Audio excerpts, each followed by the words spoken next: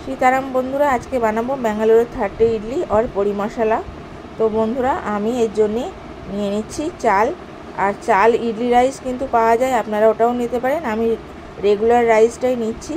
তো আমি 2 কাপ নিয়েছি চাল, 1 কাপ বিউলির ডাল আর হাফ কাপ নেব আমি সাবুদানা। এগুলো সবগুলো ভালো করে আগে ধুয়ে নেব। ডালটা কিন্তু একবারই ধোবো আর চাল আর সাবুদানা ভালো করে ধুয়ে নেব। এবার এটা 7 ঘন্টার জন্য ভেজাতে দেবো। 7 ঘন্টা পরে আমি ফিরে আসছি। বন্ধুরা আমি দেখুন ডালটা কেমন ফার্মেন্ট হয়ে গেছে। এই ডালের জলটা কিন্তু আমি ফেলবো না, এই জল দিয়েই আমি এটাকে পুরো যে কটা আছে সেগুলো সবগুলো আমি গ্রাইন্ড করে নেব। আমি খানিকটা হাফ কাপ চিড়ে ভিজে রেখেছি, সেই চিড়েটাও আমি এটা পেস্ট করে নেব। আমি দেখুন সবগুলো পেস্ট করে নিয়ে আসছি। বন্ধুরা আমার ভিডিওটা যদি ইউটিউব থেকে দেখেন তবে আমার চ্যানেলটা সাবস্ক্রাইব করে দেবেন ও পাশে থাকা বেল বাটনটা টিপে দেবেন আর অল বাটনটাও টিপে দেবেন, যাতে আমার ভিডিও আপলোড করা মাত্র আপনার কাছে নোটিফিকেশান চলে যায়। আর যদি এপি থেকে দেখেন তবে আমার চ্যানেল পেজটা ফলো করে আমার পাশে থাকবেন, লাইক ও কমেন্ট করবেন। আমি এবার এগুলো সবগুলো একসাথে গ্রাইন্ড করে নিচ্ছি।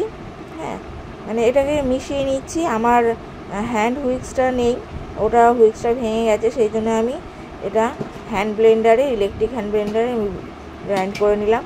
তো বন্ধুরা এটা আমার অনেকটা হয়ে গেছে, এই বড় জারটাতে হবে না কারণ এটা ফার্মেন্ট হবে, সেই জন্য আমি আরেকটা ছোট জারে আমি এটা তুলে রাখলাম। এবার এটা আমি 6-7 ঘন্টার জন্য ফার্মেন্ট করতে দেবো। এখন গরম আছে, তাড়াতাড়ি ফার্মেন্ট হয়ে যাবে, বর্ষাকালে বা শীতকালে দেরি হয়।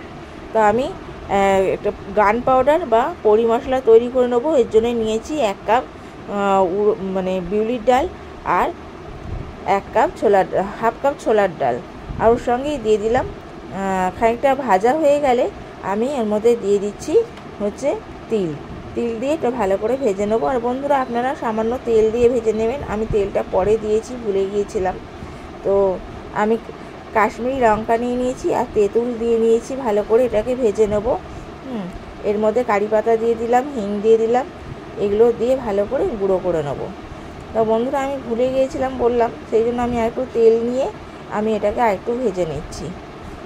এবার এগুলো ঠান্ডা করে এগুলো প্রথমে আমি লঙ্কাটা পিষে নেব, তারপরে আমি ডালগুলো পিষে নেব, পিষে একটা ফাইন পেস্ট তৈরি করে নেব।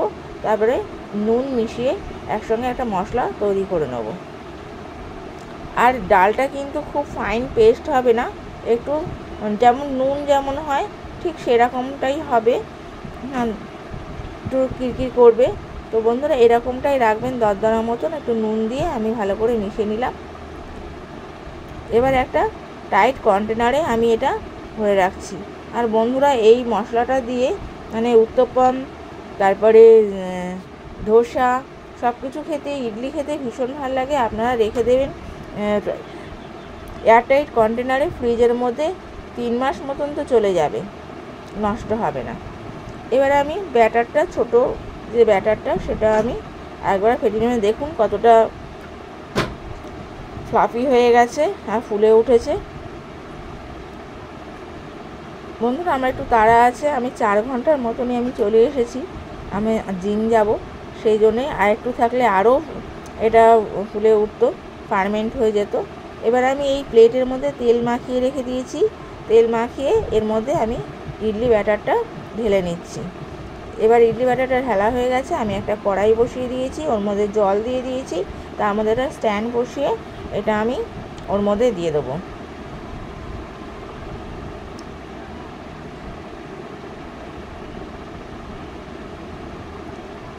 এবার এটা দিয়ে ঢাকা দিয়ে দেবো, কিন্তু এই ঢাকাটা ছোট হচ্ছে, আমি একটা বড় ঢাকা দিয়ে দিলাম। এবার এটাকে হাই ফ্লেমেই আমি কুক করে নেব। দেখুন এই বড় ইয়েটাও আমি এবার ফেটিয়ে নিচ্ছি, সবগুলো করে নেব আমি।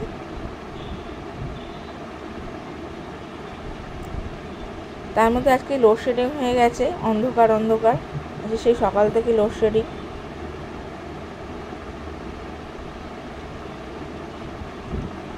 আমি একবার চেক করে নিলাম, নিয়ে আরেকবারও দেখে নিলাম যে হয়েছে কিনা।